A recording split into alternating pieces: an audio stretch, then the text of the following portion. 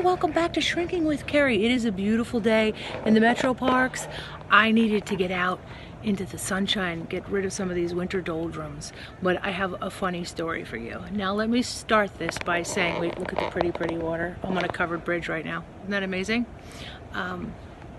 Let me start this by saying nothing against people who do the potato diet and love it. Now, as you probably know, I reset my system around Christmas time, beginning of the year. So I was already in a really good place, and I decided to take one day to do the potato only diet because supposedly if you cook and cool or reheat, it becomes what's called a resistant starch, and then it doesn't raise your blood sugar. I did not have that experience, even though I did everything right. It was a bad move on my part. Remember the beautiful garden in spring? It's definitely wintry out here. Oh, look at, they have these decorative domes set up. There's 3 of them. They look beautiful, and they've got lights around them at night. They must be stunning.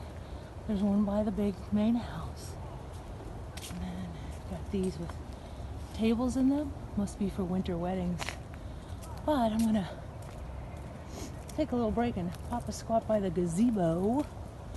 Oh, I love that atrium in the house. Be nice to sit in there. It is 52, but I think it's getting cooler.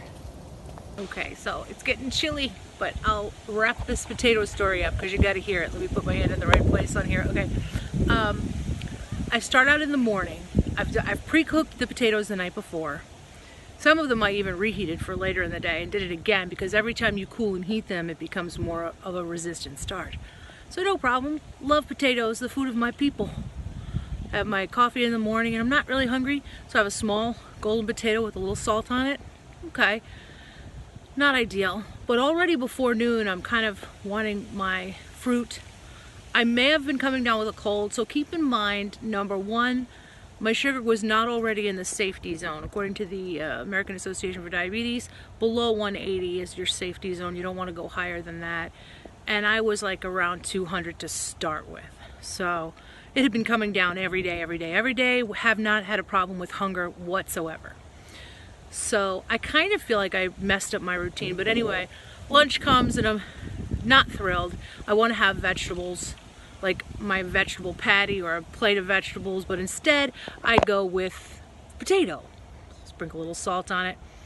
And then I watched some videos and I saw people eating potatoes in different ways. Now by dinner I'm already 2 potatoes in, and I'm not that hungry, but I just don't want to eat a dang potato. So I saw people eating them a different way, so I slice it up and I dry cook it in a pan to get a little crispiness on my next potato. And that was pretty tasty. A little salt, as you do. And now at this point, around 7 o'clock rolls around, I've done moderate exercise, but I don't want to see another potato as long as I live. Because I'm now sick of them. 9 o'clock rolls around, I'm ravenous. I've had some tea, I'm very hungry, and I know I didn't eat enough potatoes, but I can't eat more than a potato in a sitting. I'm old, right? So this is just before I turned 52, which I turned 52 yesterday. You may have noticed all the stores were closed. But anyway, I am 9 o'clock at night, I'm ravenously hungry, and the last thing on this planet I want to eat is a potato. I feel like, you know, I don't know how Matt Damon did it on Mars. So I'm just like not wanting this potato. So I take it and I'm just going, and my son is cracking up. I'm cracking up.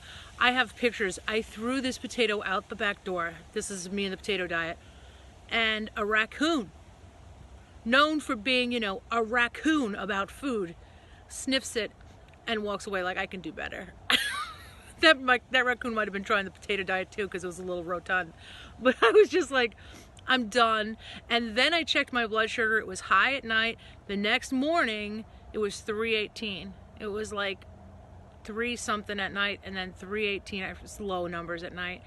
And then 318, like my sugar just shot way up. So everything I was told about the potato diet, for me personally, it was torture. And then I feel like I had to start over from the beginning because my feet hurt, my sugar was high. That doesn't mean potatoes are bad. Keep in mind there are variables here. Wasn't at a healthy weight, wasn't at wasn't at a place where I needed to reset my system because I was already in a groove, so I feel bad that I kind of ruined that. I did get right back into that. It wasn't eating that was a problem. It wasn't my appetite that became a problem. It was my sugar, which makes everything feel terrible. The headaches, the body aches, the just knowing that I had set myself back to a dangerous zone with my potato diet. Now, some people will swear by it and say, well, you didn't eat enough and you didn't have a healthy sugar to begin with, and all those things may be true. And I am so proud of people who can really get their sugar under control with potatoes, get their weight under control. One person that inspired me was Penn Jillette. And here's the two of us in the 80s. Two foodies even back then, and there's me with my earrings from Del Griffith shower curtain ring salesman. So that's it for me and my potato diet, which was a big, huge fail. No offense to the potato community. Don't come for me, my little spuds. Don't come for me. I'm back on what works for me, which is mainly, I guess if I had to give it a title, it would probably be keto.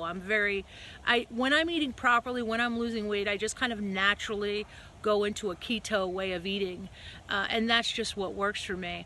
Tomorrow I will put up pictures of everything I ate in a day. I don't have a specific meal plan, but you can follow along if you want. Basically, it all begins with a commitment to yourself and to your health, that you are going to spend one day at a time just putting healthy food in your body. Try that. Little changes at first. You don't have to make all of those changes. It has been over a month for me since I have touched a diet soda, and I have only thought about it one time, and it was kind of fleeting. How did I do that when it was an addiction that I had to have all the time every day? Well, I got the hunger under control, excuse me, and it's not that you give it up, you stop wanting it.